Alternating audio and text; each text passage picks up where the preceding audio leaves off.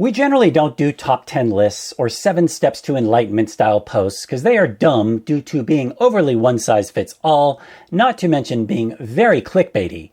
But we've also now reached our mid-40s and are going to be focusing some of our outputs on the theme of if we could talk to our younger self, because those can be very helpful for young adults.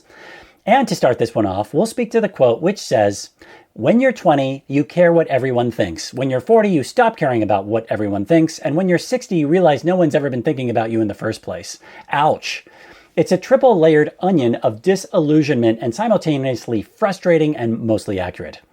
Its sobering nature also encapsulates a profound and often humorous truth about human perception and self-awareness. It charts a journey through the anxiety of youth, the burgeoning confidence of middle age, and ultimately a liberating realization about the relative insignificance of external validation.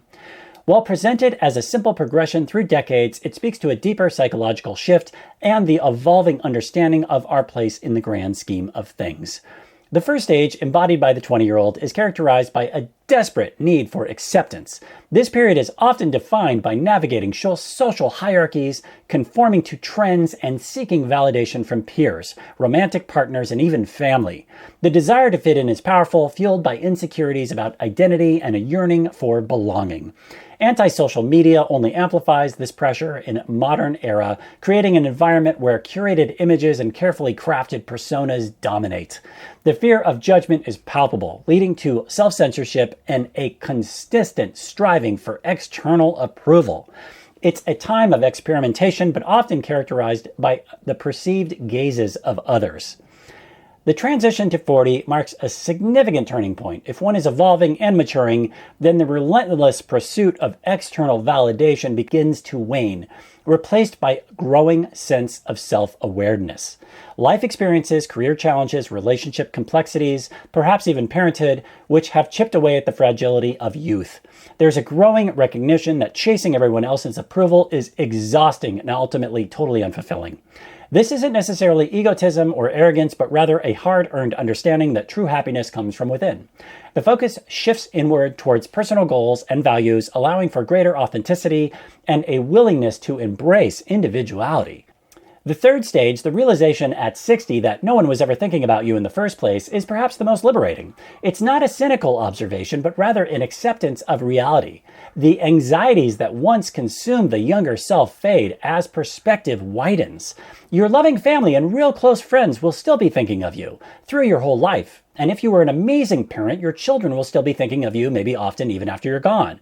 But we realize that the majority of the people we have met in our lives, colleagues, acquaintances, fair weather friends, distant family we're not very close with, are largely preoccupied with their own lives, their own struggles and aspirations. The imagined audience scrutinizing our every move was largely a construct of our own insecurities. This realization isn't about dismantling the importance of relationships or social connection. Rather, it's about freeing ourselves from the burden of seeking validation that was never truly offered. One of our favorite writers, Robert Anton Wilson, would have interpreted this quote as the soul shedding its successive skins. First, the caterpillar butterfly stage, performance annoyance, then a brief moment of dry, non-ecstatic adult butterflyhood, not giving a quantum wobble, before finally realizing it's the wind, not it itself, that was making those leaves rattle in the first place. Our fear of judgment is like a last stage preoccupation before the soul migrates to an interdimensional realm where thoughts are the primary currency. He would have basically called this the no one's watching principle, a cornerstone of Discordian philosophy. It's the realization that reality is fundamentally chaotic and unpredictable, and that our attempts to impose order are often futile.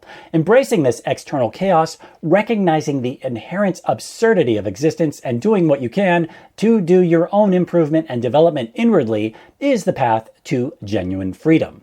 So let's raise a glass, preferably something fermented and slightly hallucinogenic, to the cosmic joke. Let's celebrate the liberation that comes from realizing that we're all just elaborate holograms projecting our anxieties outwards when we should mainly fix what we personally can, which is right in front of us in our own lives. Ultimately, this quote isn't a prescription roadmap for life, it's an astute observation about the evolving nature of human perception. It highlights a journey from seeking external validation to finding internal peace, a process that may vary in pace and intensity for each individual. It's a reminder to embrace our imperfections, prioritize authenticity over approval, and recognize that true freedom lies in shedding the weight of other people's opinions. As we navigate the complexities of life, this quote serves as a gentle nudge towards self-acceptance and a quiet affirmation that the most important audience we need to please is ourselves.